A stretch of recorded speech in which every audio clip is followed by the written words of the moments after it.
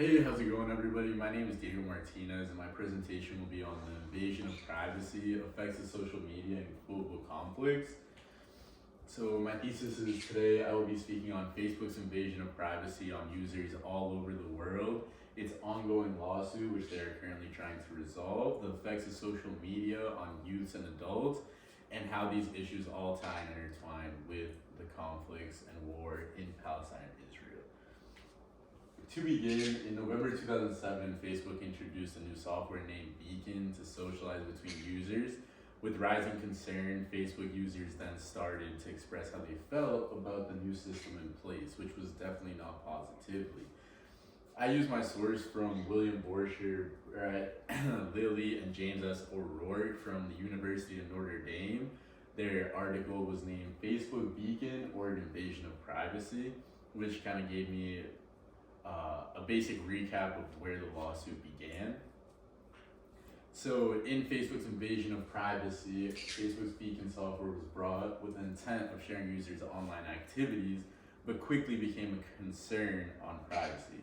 Facebook then faced an outrage and scrutiny from the public, but therefore, not long after, Facebook faced claims that they indeed did share personal data of users with third parties.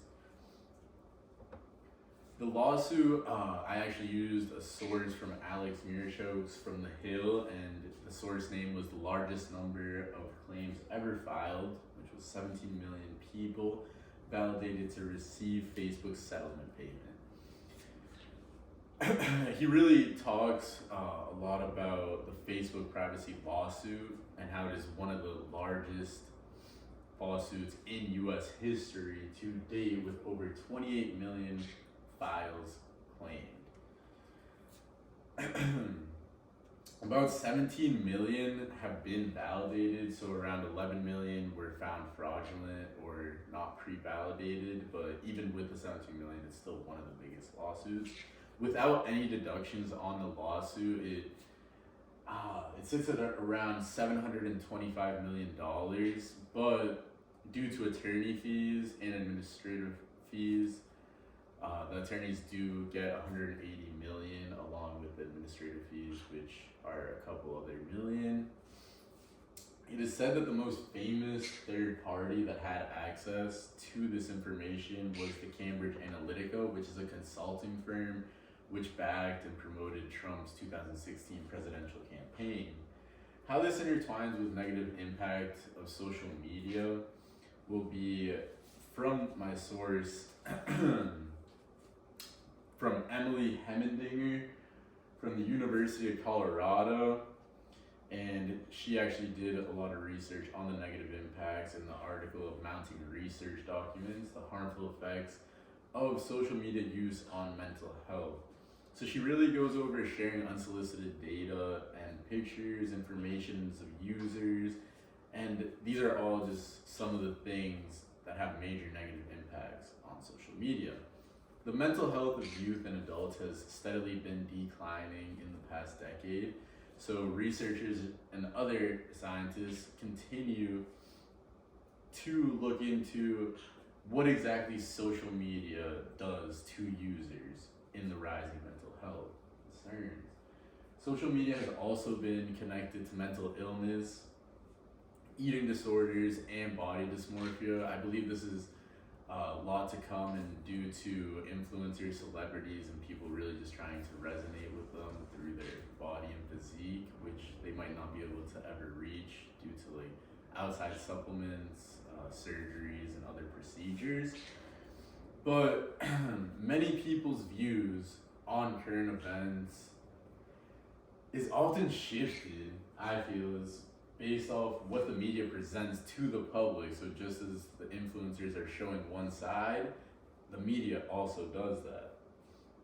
So linking this all to global impacts, it really goes back, and I wanted to link it to the current conflict and war in Israel and Palestine. And I got that source from the Center for Preventive Action. And it really does a great job on shedding light on the history of Palestine, Israel, Egypt, the IDF, Syria, And it really talks deeply into all those conflicts and their history, what's going on now in recent years. And this article was the Palestinian conflict.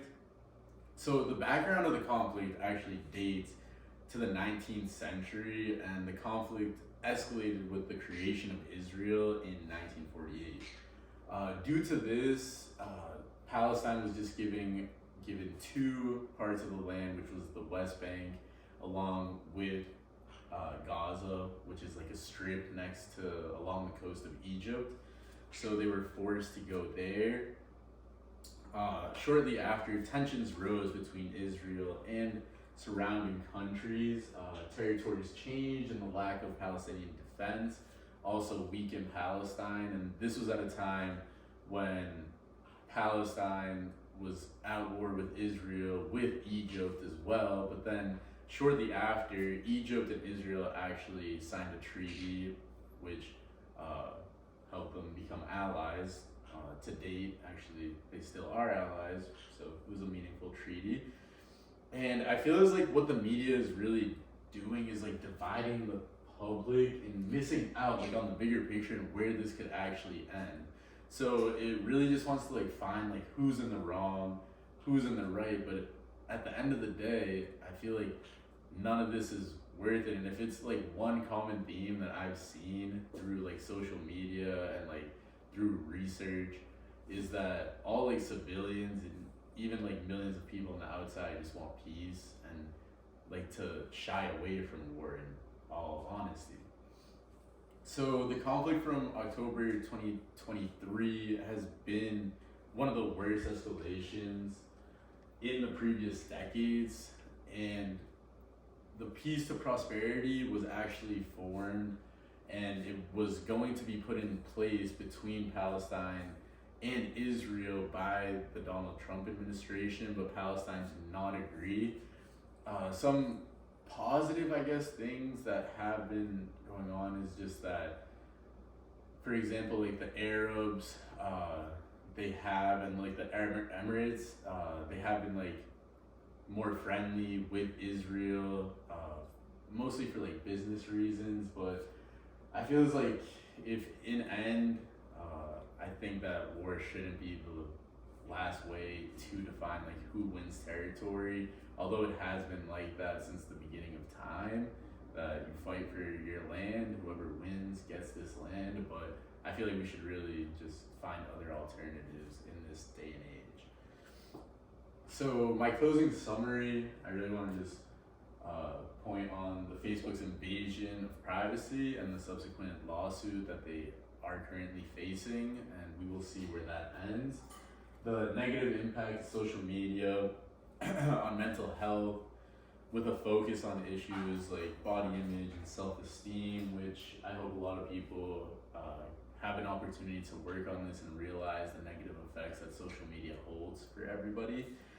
And the connection between social media shifting mindsets of many people about the Israel-Palestine conflict, including its history and current indifferences. And I now have my Q&A if anyone wants to ask any questions. And I want to say thank you to everybody. So yeah, thank you and have a great day.